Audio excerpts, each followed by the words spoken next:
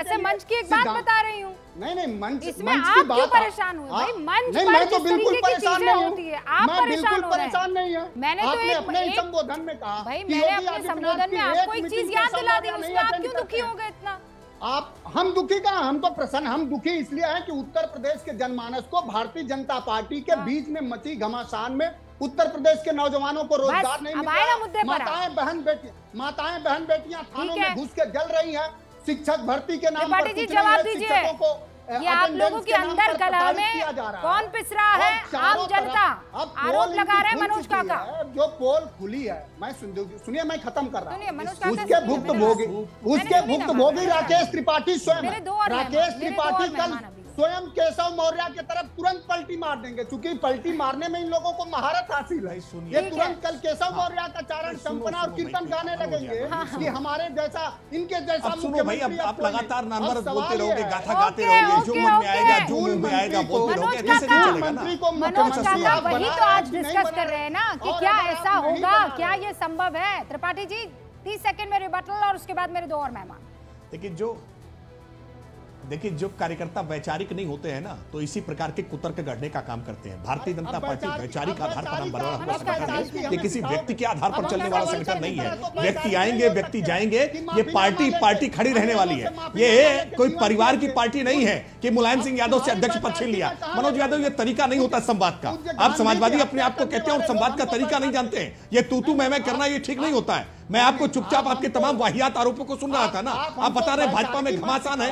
अरे भारतीय जनता पार्टी में घमासान नहीं है। सूप बोले तो सूप में चल्ली भी बोल रही है, जिसमें 72 छेद है। समाजवादी पार्टी के भीतर किस प्रकार का संघर्ष था, घमासान था, ये सड़कों पर दिखाई दे रहा था। नारेबाजी हो रही थी एक दूसरे के विरुद्ध। और शिवपाल सिंह यादव ने कैसे अखिलेश यादव को बर्खास्त किया और अखिलेश यादव ने कैसे मुलायम सिंह यादव को बर्खास्त कर दिया, ये हमने देखा है, आंखों से देखा है। इतनी स्मृति अभी हमारी लोप नहीं हो गई है कि समाजवादी पार्टी के इन कारनामों को हम भूल गए हो। भारतीय जनता पार्टी में किसी प्रकार की कहीं कोई समस्या नहीं है। पूरी पार्टी एकजुट है और पूरी पार्टी आपको इन उपचुनाव में भी पराजित करने वाली है। मनोज काका, आप लगातार बोल रहे हैं, आपकी बारी नहीं थी। मैंने 30 सेकंड राकेश त्रिपाठी को दिए थे। मत कीजिए मनोज काका, मैं आपको पूरा मौका देती हूँ। आप ये बात जानते हैं, आपने अपनी बात रख ली ना। मेरे दो और मेहमान यहाँ पर मौजूद हैं।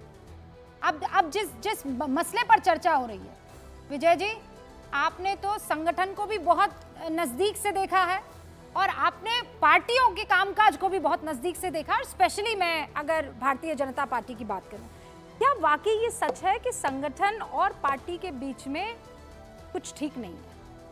दुर्गा जी, एक तो मुबारकबाद कि आप ये इमरती बेचने वालों के बाजार में सीधे सीधे सवाल कर रहे हैं। जलेबी नहीं, ये तो इमरती वाले लोग हैं। दूसरी बात, मुझे आनंद फिल्म का एक डायलॉग याद आ रहा है जिसमें राजेश खन्ना साहब कहते हैं कि हम सब तो रंगमंच की कठपुतलियां हैं, डोर तो ऊपर वाले के हाथ में। तो ये लड़ाई जो है, अभी ये सवाल आप लखनऊ के लिए कर रहे हैं, दिल्ली के लिए कर रहे हैं, यही समझ में नहीं आ रहा अभी तो। ये बड़ा कन्फ्यूजन है अभी तो। ये जो खेल चल रहा है लखनऊ में और दिल्ली में, इसमें कहाँ पर ये शक्ति प्रदर्शन हो रहा है, किसका शक्ति प्रदर्शन हो रहा है, ये महत्वपूर्ण बात है। दूसरी बात, संगठन को लेकर केशव जी ने बड़ी बात कही कि संगठन बड़ा होता है। संगठन बड़ा होता है तो आप छोड़ देते, इस्तीफा दे देते, संगठन में आ जाते। किसने मना किया?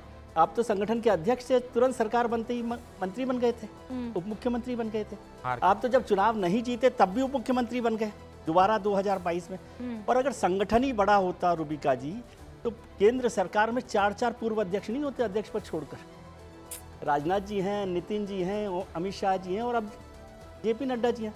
तो संगठन कितना बड़ा ये तो आपको समझ में आता होगा कि कहने के लिए संगठन बहुत बड़ा है, लेकिन सबकी नज़र सरकार में रहती है। केशव जी को भी अगर संगठन में रहना है तो कोई परेशानी नहीं है ना, संगठन में आ जाए, संगठन का काम करें।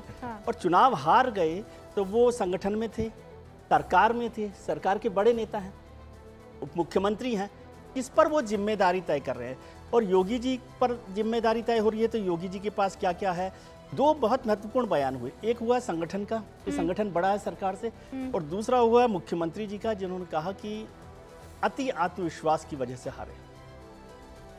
नहीं पता किसके लिए वो कह रहे हैं। किसका अति आत्मविश्वास? अभी जलेबिया बात करें, सीधे बोलिए ना किसके लिए। वो तो सीधा इमरती और राकेश त्रिपाठी इस बीच उंगली उठाकर आपसे शायद कुछ वार्तालाप करना चाह रहे हैं। और चौगाकर जी, फिर मैं आपका रुख करती हूँ।